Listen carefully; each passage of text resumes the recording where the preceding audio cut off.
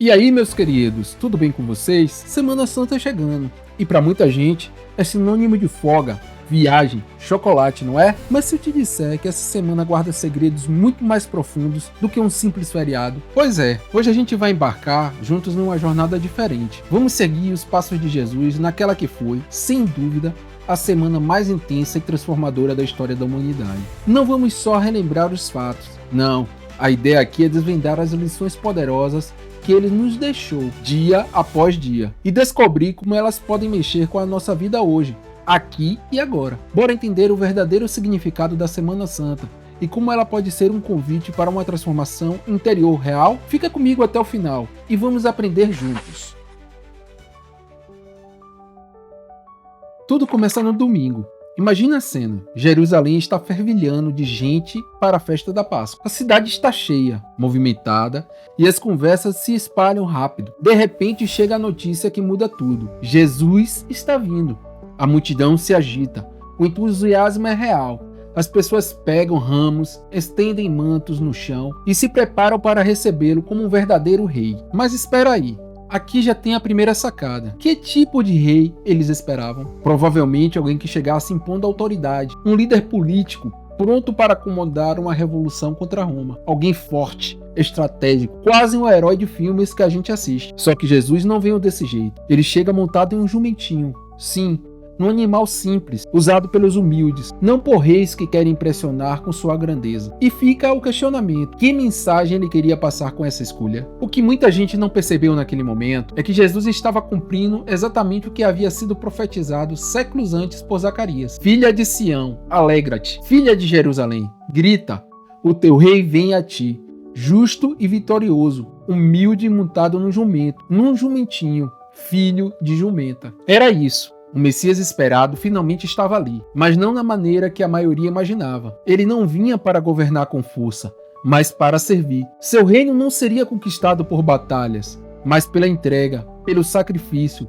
pela cruz. Mesmo assim, naquele momento, as pessoas o recebem em êxtase. Elas gritam, Hosana, um clamor que significa, salve-nos agora. Elas querem libertação, querem mudança, querem que Jesus transforme a realidade delas. Mas será que entendiam o tipo de mudança que ele realmente veio trazer? E é aí que a história começa a nos impactar de verdade. Porque se a gente parar para pensar, muitas vezes buscamos Deus esperando que ele seja conforme nossos próprios desejos e expectativas. Queremos soluções rápidas, queremos que ele faça do nosso jeito. Mas Jesus não vem para atender pedidos baseados em nossa visão limitada. Ele vem para transformar de dentro para fora. Essa entrada triunfal de Jesus em Jerusalém não foi apenas um evento histórico, foi um chamado para que cada um de nós reconheça que a verdadeira grandeza está na humildade, que o verdadeiro poder está no amor e que o verdadeiro rei não é aquele que domina pela força, mas aquele que conquista corações pela graça e compaixão. E aí?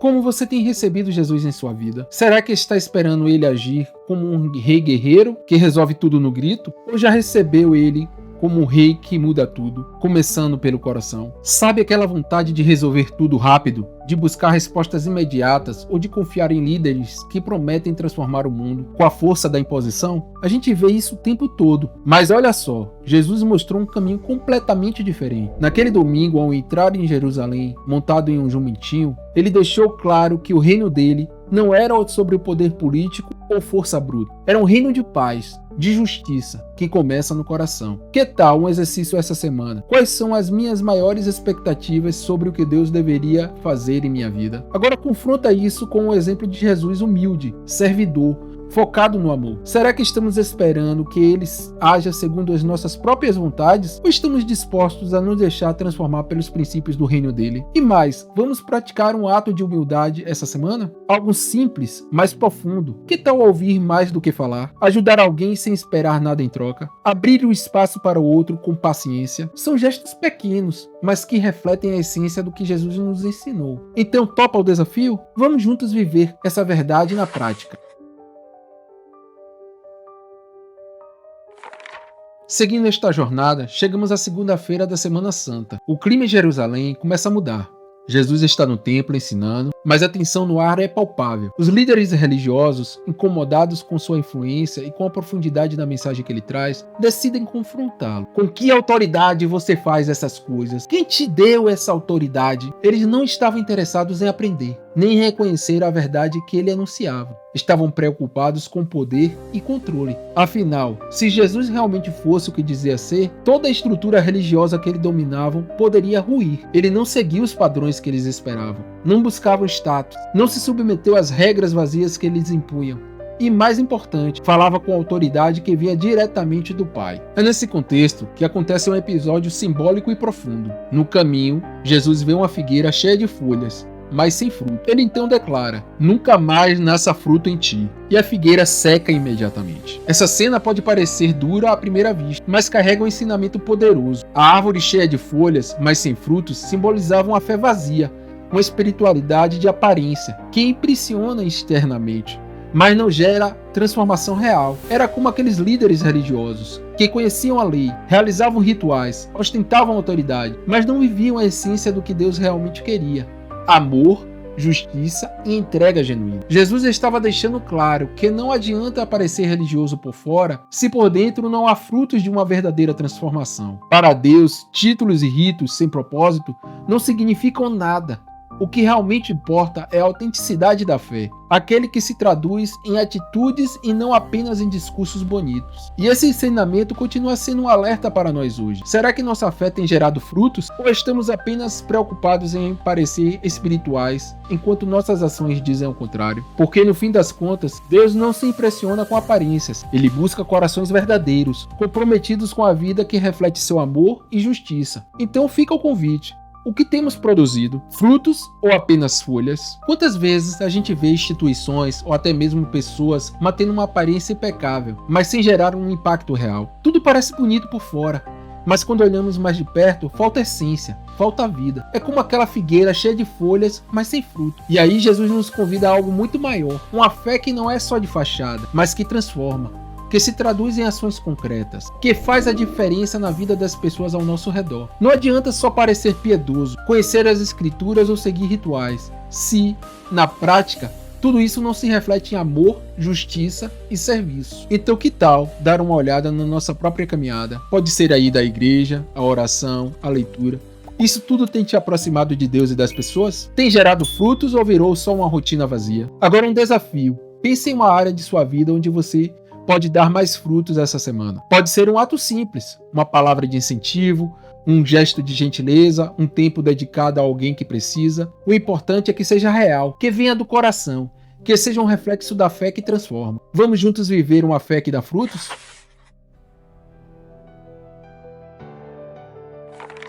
A terça-feira da Semana Santa chega com um peso diferente. Jesus sabe que seu tempo está se esgotando, e cada ensinamento agora carrega um sentido ainda mais profundo. Ele não perde tempo e intensifica suas palavras, deixando claro que o reino de Deus exige preparação, vigilância e compromisso real. Nesse dia, ele conta parábolas poderosas, trazendo lições que atravessam séculos e continuam extremamente atuais. Lembra da parábola das 10 virgens? 5 estavam prontas, com óleo extra nas suas lâmpadas, e 5 não. Quando o noivo finalmente chega, apenas aquelas que estavam preparadas entram para a festa. As outras ficam de fora, lamentando por não terem atentado ao que realmente importava. Jesus também fala sobre a parábola dos talentos, onde 3 servos recebem quantias diferentes de dinheiro para administrar. 2 deles multiplicam o que receberam, mas o terceiro, por medo, enterra o seu talento, e no fim é repreendido por não ter feito nada com o que lhe foi confiado. Essas histórias trazem uma mensagem clara: não basta ter conhecimento ou oportunidade, é preciso agir.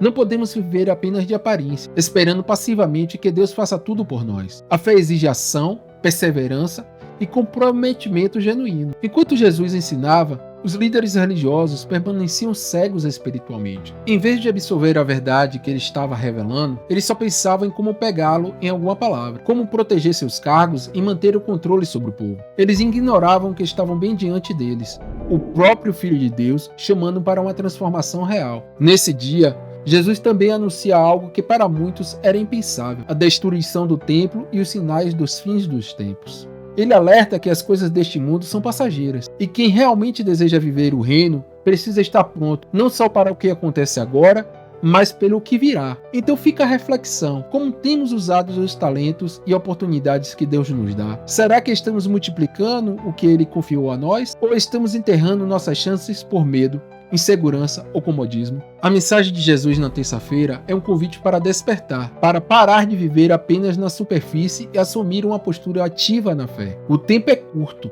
O reino de Deus está ao alcance, mas somente para aqueles que se dispõem a vivê-los de verdade. Então bora se preparar. Que tal dar um passo hoje mesmo? Pratique algo que Deus colocou em seu coração. Compartilhe o que você sabe e multiplique aquilo que Deus tem confiado a ti. Porque no final das contas, não é sobre esperar, é sobre agir. A quarta-feira chega com uma calma estranha. Os evangelhos não trazem muito detalhes sobre essas atividades que Jesus fez no dia. Talvez tenha sido um momento de descanso, de oração, de preparação para tudo que estava prestes a acontecer. Mas enquanto ele se recolhia, nos bastidores, as engrenagens da traição giravam rapidamente. Judas Iscariotes, um dos 12 discípulos, alguém que esteve tão perto, que viu os milagres com os próprios olhos, que ouviu os ensinamentos que transformaram vidas, decide fazer um impensável. Movido pela ganância, ele procura os principais sacerdotes e negocia. Em troca de 30 moedas de prata, ele entrega a Jesus o preço de um escravo. É impossível não se chocar com essa cena. Como alguém que caminhou com o próprio Filho de Deus pôde traí-lo por dinheiro? Isso pode nos mostrar o poder destrutivo da ganância e do pecado. Como a sede por bens materiais ou status podem nos afastar do que realmente importa. Mas e nós? Se pararmos para pensar, será que nunca trocamos nossos valores por algo passageiro? Será que nunca deixamos nossa fé de lado por medo, por conveniência, por desejo de aceitação? Porque a traição de Judas não é só uma história antiga. O que são nossas 30 moedas hoje? O desejo de reconhecimento? A necessidade de agradar os outros a qualquer custo? O medo de perder alguma vantagem? Esta quarta-feira parece tranquila, mas está carregada de tensão. Enquanto Jesus se fortalecia em espírito, a escuridão conspirava. O caminho à cruz já estava sendo desenhado. Então fica o convite. Tire um tempo de silêncio hoje. Ore, reflita sobre sua lealdade a Deus, a sua fé, aos princípios que realmente importam, porque no final das contas, não é sobre a palavra, é sobre suas escolhas. Como você tem escolhido viver? A Quinta-feira Santa chega carregada de contrastes e significados profundos. De um lado, um momento mais íntimo e cheio de amor entre Jesus e seus discípulos. Do outro, a sombra da traição e do sofrimento, se aproximando rapidamente. Na última ceia, Jesus reúne os seus mais próximos e institui algo que se tornaria um memorial eterno do seu sacrifício. Ele toma o pão e dá graças, parte e diz: "Isto é o meu corpo". Depois pega o cálice e declara: "Isto é o meu sangue, o sangue da nova aliança, derramado por muitos para a remissão dos pecados". Esse momento é mais do que um simples jantar. É um ato de entrega total, uma demonstração do amor mais puro, um anúncio de que ele está dando sua própria vida por nós. Mas a lição não para por aí. No meio da ceia, Jesus faz algo inesperado. Ele se levanta, pega uma toalha, uma bacia com água e começa a lavar os pés dos discípulos. Sim, o Mestre, o Senhor, fazendo o papel de servo, mais humilde. Enquanto todos ali se entreolham, tentando entender o que está acontecendo, ele deixa claro: o amor verdadeiro se revela no serviço humilde. É ali naquela sala simples, diante dos homens imperfeitos, que ele dá um dos maiores ensinamentos sobre o reino de Deus. Amai-vos uns aos outros, assim como eu vos amei. Depois a cena muda drasticamente. A tranquilidade da ceia dá lugar à angústia no Getsemane. Jesus, agora sozinho com o Pai, sente o peso do que está por vir. Ele sabe que a cruz o espera. O sofrimento real começa ali, quando ele ora com uma agonia tão intensa que seu suor se transforma em gotas de sangue. "Meu Pai, se possível, passa de mim este cálice. Todavia, não seja como eu quero, e sim como tu queres". Ele poderia fugir, poderia dizer não, mas escolhe obedecer. Escolhe se entregar, escolhe colocar a vontade de Deus acima de qualquer dor pessoal. Enquanto isso, seus discípulos, aqueles que prometeram estar ao lado dele até o fim, não conseguem vigiar. O sono os vence e Jesus enfrenta a angústia sozinho. E então a traição acontece. Judas chega com um beijo no rosto, um gesto de afeto usado como símbolo da traição. Os soldados prendem Jesus. O medo toma conta dos discípulos. O Filho de Deus está sendo levado. Essa noite carrega ensinos que atravessam os séculos. A ceia nos lembra da nossa aliança com Deus através do Cristo. O lava-pés nos desafia a servir com humildade e amor. A oração do Getsêmani nos ensina a enfrentar a dor confiando na vontade do Pai. E a traição e prisão mostram a realidade da nossa fragilidade e a profundidade do amor de Jesus, que mesmo sabendo de tudo, não recuou. Mas e hoje? Como vivemos esse chamado? Em um mundo onde buscamos ser servidos, Jesus nos chama a servir. Em tempos de crise, guerras, pandemias, conseguimos orar com Ele, buscando a vontade de Deus acima da nossa? Então fica a proposta. Na próxima vez que participar da ceia, pare e reflita profundamente no seu significado. Essa semana, procure uma forma de servir alguém humildemente, sem esperar nada em troca. E quando a angústia bater, tente fazer a oração de Jesus. Pai, seja feita a tua vontade. Porque no fim das contas, seguir a Jesus nunca foi sobre conforto, sempre foi sobre entrega.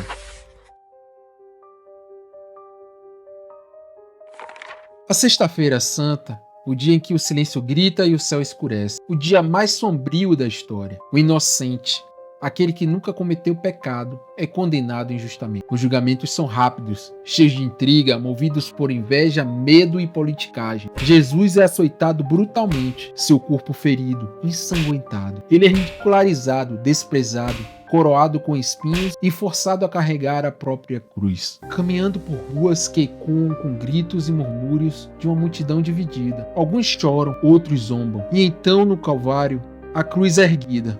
Ali pendurado entre dois ladrões, ele cumpre as Escrituras. Se torna um sacrifício perfeito, o Cordeiro de Deus que tira o pecado do mundo. Mesmo no auge da sua dor, suas palavras ainda são de amor. Pai, perdoa-lhes porque não sabem o que fazem. Que amor é esse? Que perdão inexplicável. Mesmo diante da maior injustiça, ele oferece misericórdia. E então, com o último fôlego, ele declara: está consumado. A obra está completa. O véu do templo se rasga.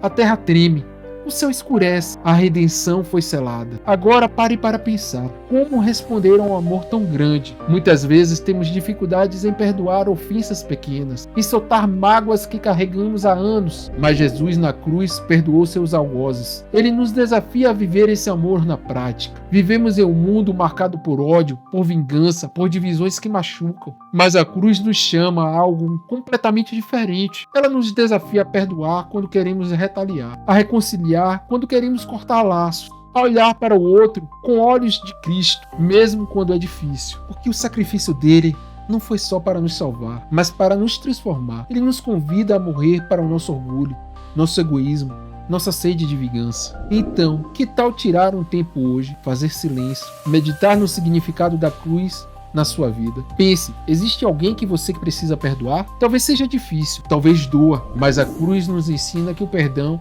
é o maior reflexo do amor de Deus. Então libere o perdão. E acima de tudo, agradeça a Deus por esse amor incomparável, porque Ele deu tudo por nós. E agora, como escolhemos viver essa verdade?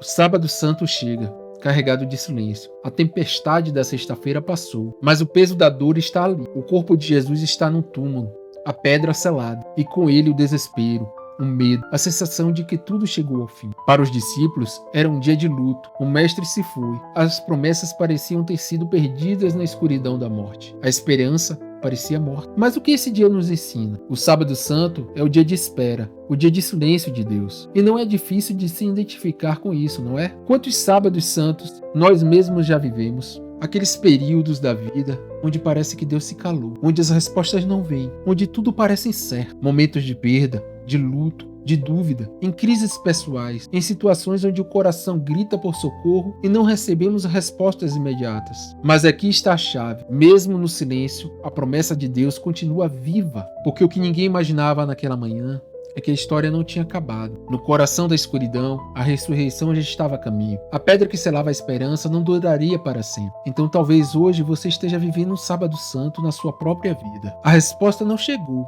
as coisas parecem paradas. Você não sabe o que vem depois. E nesses momentos a gente precisa lembrar, Deus não está ausente. Ele está preparando algo. Então tire um momento hoje e abrace o silêncio. Tente ouvir a Deus, não na tempestade, mas na quietude. E mesmo que seja difícil, cultive a esperança, porque as noites escuras não duram para sempre. A promessa de Deus não falha. O terceiro dia vai chegar. O domingo amanhece, mas não é um dia comum. Há algo no ar, um mistério, uma expectativa. As mulheres se dirigem ao túmulo de Jesus, ainda marcadas pela tristeza da crucificação. Mas ao chegar lá, algo inacreditável aconteceu. A pedra está removida. O túmulo está vazio. Um anjo aparece e declara a notícia que mudaria a história para sempre. Ele não está aqui. Ressuscitou como havia dito. O impossível aconteceu. O dia que começou em luto se transforma em um dia de celebração eterna. Jesus aparece às mulheres, depois aos discípulos. A dor e o medo se dissolvem em alegria indescritível. A morte foi vencida.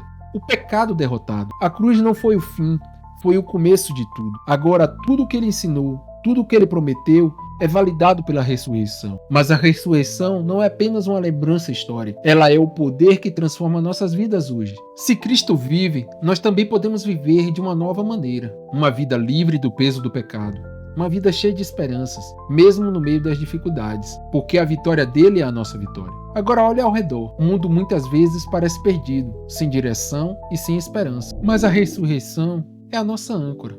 Ela nos lembra que o amor sempre vence o ódio, que a luz sempre vence as trevas, que a vida sempre vence a morte. E isso nos convida a viver de forma diferente, a levar essa esperança para os outros. Agora, como você tem celebrado essa vitória? Que tal renovar sua fé nessa ressurreição que muda tudo? E mais, que tal compartilhar essa esperança com alguém? Conta para alguém nesta semana o que a ressurreição significa para você, porque o túmulo vazio não foi o fim, foi o começo de uma nova história, e nós fazemos parte dela. Chegamos ao fim dessa jornada intensa pela Semana Santa. Vimos a humildade do rei, a hipocrisia confrontada, a vigilância ensinada, a traição dolorosa, o serviço exemplar, o sacrifício supremo, e finalmente a vitória gloriosa. Mas aqui está o grande ponto. A Semana Santa não acaba no domingo de Páscoa. Ela é um convite para viver essa transformação todos os dias. Morrer para o egoísmo, para o orgulho, para o medo, para tudo aquilo que nos afasta da verdadeira vida. E ressuscitar com Cristo, renovados, cheios de propósito, amor, serviço e esperança. E agora? O que vem depois dessa reflexão? Que parte dessa jornada tocou mais você? Qual ensinamento ficou marcado no seu coração? Agora é sua vez de agir. Deixe aqui nos comentários qual prática ou reflexão você vai levar para esta semana. Porque essa experiência se torna ainda mais viva quando a gente compartilha. E se esse vídeo te inspirou, lembra para dar aquele like caprichado. Se inscreva no canal Motivare para não perder mais conteúdos como esse. E claro, manda para aquela pessoa que precisa dessa mensagem de esperança, amor e transformação. Que essa Semana Santa não termine no calendário, mas continue transformando seu coração, suas ações e sua vida. Um grande abraço, pessoal. Fiquem com Deus e transformados pelo amor incondicional de Jesus. E até o próximo vídeo.